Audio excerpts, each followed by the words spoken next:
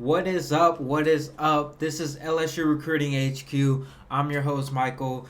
And man, LSU Baseball captures its seventh national championship with a win over Florida yesterday. This is our first show since we're doing it. We're probably a little late compared to everybody else, but man, we don't care. We're going to break it down just like everybody else, man. The Tigers get the win 18-4 is your final score, and man, uh, it was never in doubt. There was a little hesitance there in the first inning, but other than that, man, the Tigers uh, rolled to a dominating victory. Paul Skeens was available, didn't have to use him. Thatcher Hurd pitched absolutely incredible. Gives up the first two hits of the game, single homer, down 2-0, and what does he do? He goes out there and shoves 6 innings, zero hits, zero hits after the first two hits of the ball game, uh, and just was lights out all night. Cooper comes in, and then you have Gavin Goodry come in for the last 2 innings and get your last 6 outs of the ball game. That being said, man, there's a lot to unpack here, man. The last 10 days for LSU baseball have been absolutely insane.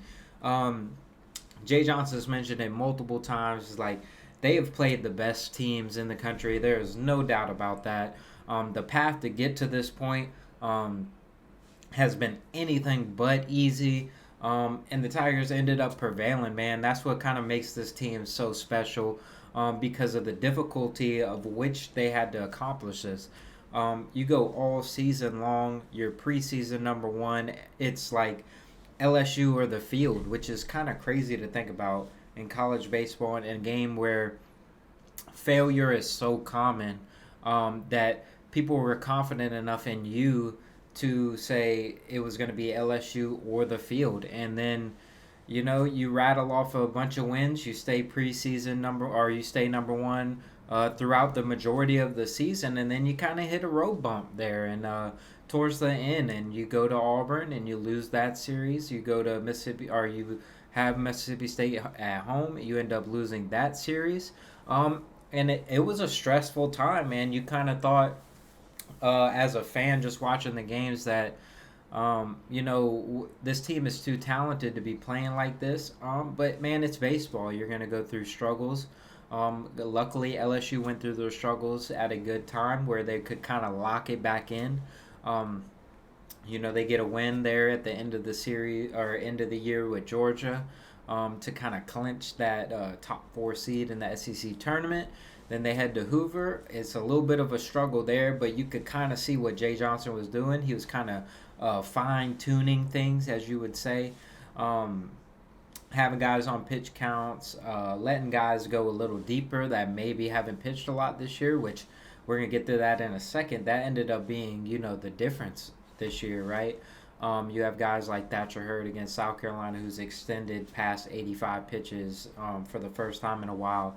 Guy like Nate Ackenhausen, who's threw his career high in pitches at LSU at 62, I believe it was, in that same South Carolina game. So that South Carolina game to open up the series, SEC tournament proved to be pivotal down the stretch, because you got two guys that have been coming out the bullpen at that time. Hadn't moved to that starter role, but Thatcher moved into that starting role. He became that number 3 guy, built some confidence off of that, and it carried into the postseason, and we saw that. He pitched well all postseason, and he's going to be a guy next year that could be lining up to be your Friday night guy. And the same thing goes with Nate Ackenhausen. He goes deeper than normal. I believe he pitched 3 innings, 65 pitches or something like that, in that South Carolina game, but he was lights out, dominant. So you saw kind of, that's probably when Jay saw the glimpse and was like, hey, if we need this guy to start, that's a possibility, along with Riley Cooper, who had started. But, Riley Cooper had been used a lot in this College World Series. So you liked him better out the bullpen than you did, giving the ball to Nate Ackenhausen and letting him go and see how many outs he can give you. And that proved to be the difference in the whole season, that game right there. To kind of recap the postseason, man, you get through the SEC tournament, you have a little lull there, you lose to Arkansas, you lose to A&M, but you kind of get the mind reset once postseason baseball starts. It's the first time LSU's hosted um, a regional since what, 2019? I believe they hosted a regional in 2019. They just didn't host the super, or they ended up hosting the super regional, but they didn't qualify to host the super regional. They weren't a top 8 seed, is what I'm trying to get to. But I believe they were top 16, if I'm not mistaken, that year. So you get postseason baseball back at the box. You kind of rolled through that regional, which was kind of surprising to a lot of people. That Oregon State ball club, they're a top 20 team majority of the season. They're a solid hitting ball club for a Pac-12 team. They came in here and they riddled off a couple wins, and they gave LSU everything they can have that first game, which was so crucial to win in those regionals.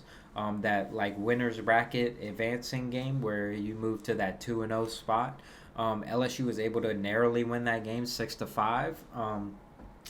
And kind of get in the driver's seat of that regional, and then Oregon State just ran out of pitching, which is what's going to happen when you get into that situation where you have to win 3 games, and you have to win 3 games, right? 3 games to advance, and it's just it's a tough thing. So LSU ends up rolling through that one. Everybody was all worried about the whole Paul Skeens starting against Tulane thing. Well, it ended up working out all right. LSU got the win. LSU gets through the regional 3-0, and then they face a familiar foe in Kentucky, another SEC team. I believe, I'm not mistaken, LSU played 7 games against SEC teams in the postseason. 2 against Kentucky, 2 against Tennessee, and then 3 against Florida. That is crazy. The SEC is so loaded this year, and the same thing goes for when they play Kentucky. You obviously give Paul Skeens the ball game 1, dominant, 14-0, wasn't even close. Game 2 was a little closer, but Ty Floyd was all right. Did enough to win the job, and you get the dub 8-3, and then boom, just like that, LSU is heading to the College World Series for the first time since 2017. Way too long in between visits. But LSU went in there with the mindset that they weren't just happy to be here, and fans went into that mindset too.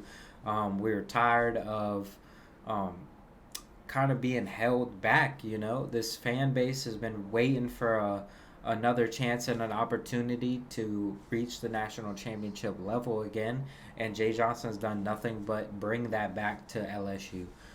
So you give the ball to Paul Skeens, game 1 against Tennessee, and he absolutely shoves. Game gets a little closer there at the end. You give up a couple late runs, but pretty stress-free, I guess you would say, compared to what was preparing to happen. Pretty stress-free win, 6-3 over Tennessee in game 1 of the College World Series. And then you play the Monday game, the winners bracket 1-0 game against Wake Forest, the only team other than LSU that has been ranked number 1 all season long. And that was one of the best baseball games I had seen in a long time. And it only took about a day and a half to top that. But that being said, LSU loses that game. That's where you have the Trey Morgan play at third base, where he's coming home, and Brock Wilkins for Wake Forest makes the incredible play at third base, throws him out at home, and that's kind of the difference in the game. LSU just couldn't get that big hit when they needed it, but runs were hard to come by that game. Wake Forest pitching staff really put it to LSU that game. And like I said, the Tigers would have to now do not the impossible, but the improbable of winning 3 straight elimination games in order to make it to the College World Series Finals. And then you start that off. This is the game everybody was worried about, right? You go out there and you have to figure this thing out. You have to piece this thing together, and it is one of the most improbable things that could possibly happen to LSU at the time. Um, they play Tennessee. Nate Ackenhausen goes out there and he just shoves, man, and he was dominant all game long.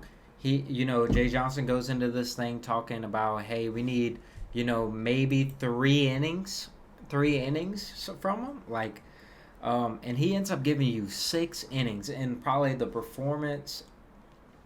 most unexpected performance. They say when you come out the loser bracket, everybody has to have that performance that nobody expects, and this was it, man. Nate Ackenhausen did exactly what he did. He shoved, and you shut out Tennessee.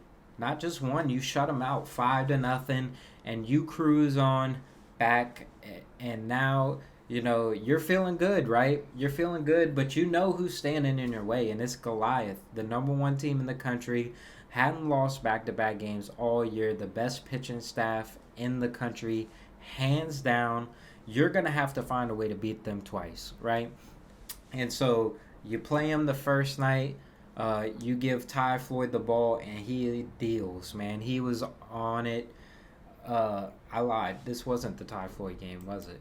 Who pitched this game? Who pitched?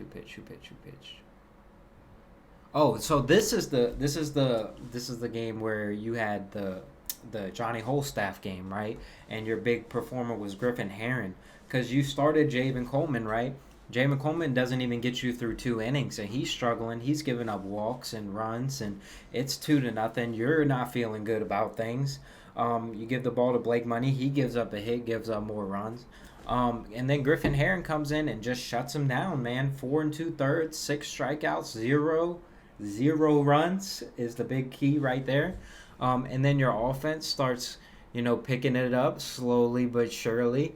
And Cade Beloso, obviously, with the big 3-run shot there, that kind of put the distance between the two, gives them the 5-2 lead, and that would be it for the scoring. That would be it. So you were done scoring in this game from the third inning. Third inning, Cade Beloso hits that home run, and it's 5-2, and the score never changes. Credit to the bullpen. Credit to the guys that came in. Griffin Herron, obviously, but Gavin Goodry came in, threw in a 0. Riley Cooper came in and got you the save. Exactly what you needed at the right time. And then it's Boogeyman Day. Before I go through this game, right, I'm going to talk about it in depth, because this game, hands down, is the best pitched college baseball game I have ever seen, and probably will ever see. You have Rhett Lauder and Paul Skeens going mano a mano. The two best pitchers in the country, hands down, all season long, and they are going pitch for pitch, man. Paul Skeens absolutely shoved. Rhett Lauder absolutely shoved. And it was not a fun day to be a hitter. Wind blowing in, right? Wind's blowing in, and then you got these two guys out there. Rhett Lauder, 7 innings, 0 earned runs, 6 Ks. Paul Skeens, 8 innings, 0 earned runs, 9 Ks. And then they turned it over to the bullpen, right? And that's not a recipe for success for LSU. But what happens? Thatcher Hurd comes in the game, gives you 3 innings, 0 runs, and what happens? Tommy White does the improbable, man. The only scoring of the game, Cruz singles. They pull the starter, bring in the closer, and then Tommy White, man, sends it into the left field bullpen.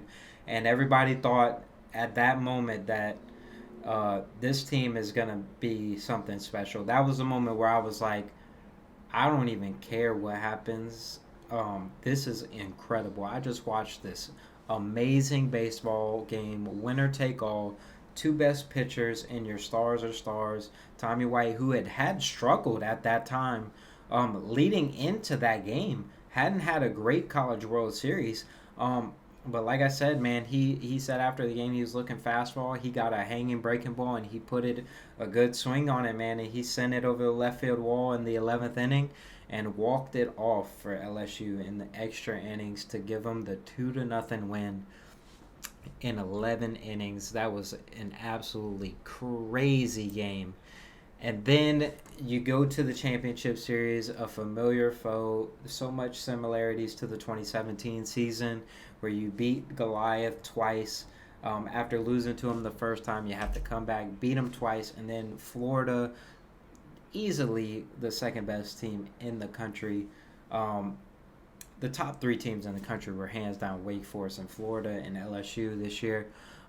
Those three teams right there are interchangeable. LSU just got the better of both of them this year. But you get that first game, another College World Series classic, man. 11 innings. Kay Beloso in the top of the 11th hits a home run into the bullpen off of the Gators closer, and you ended up shutting the door in the bottom half of the 11th, and you end up getting the win in Game 1, which was so pivotal. We saw in 2017 what happened when LSU wasn't able to capitalize because Florida still had all their pitching intact, right? They had their starters ready to rock and roll, and LSU was kind of in a pinch in that Game 2 game. They were going to need another special performance from Nate Ackenhausen. They didn't get it. He struggled. You can tell that, the start before probably took its toll on him. He probably, the stuff wasn't as good. And, man, Florida boat raced you, man. You got your ass kicked. You lose that game at a historic rate at 24. Yes, I said that right. 24-4. And I know it because I was that. Initially after the loss, I was that guy. I was like, holy crap, we won Game 1.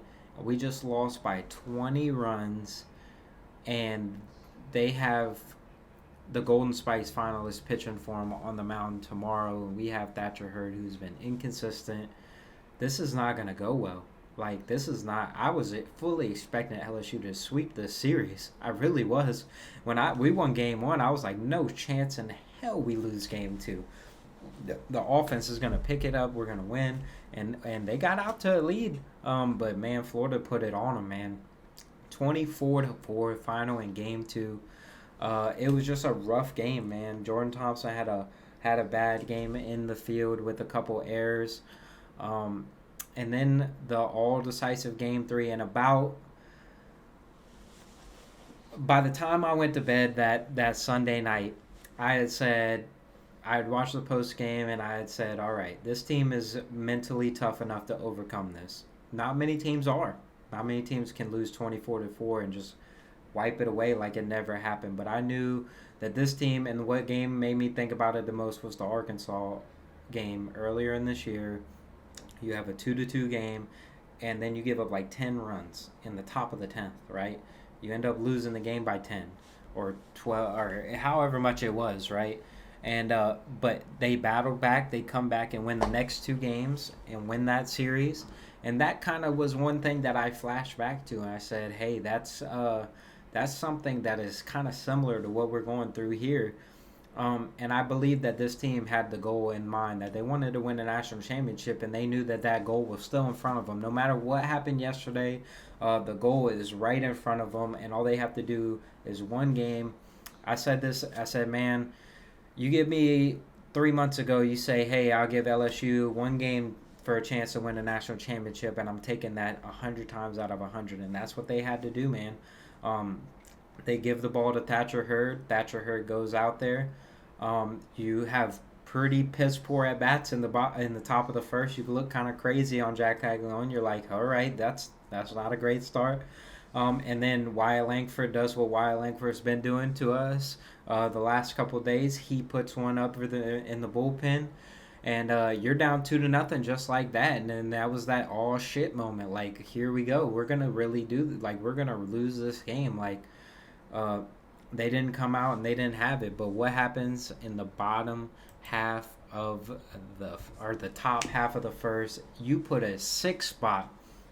You get Jack Caglione out the game. You put a 6 spot on Florida and never looked back, man. You never looked back. The offense just kept coming. You put up 6 in the second, 4 in the fourth. It's 10-2 at that point.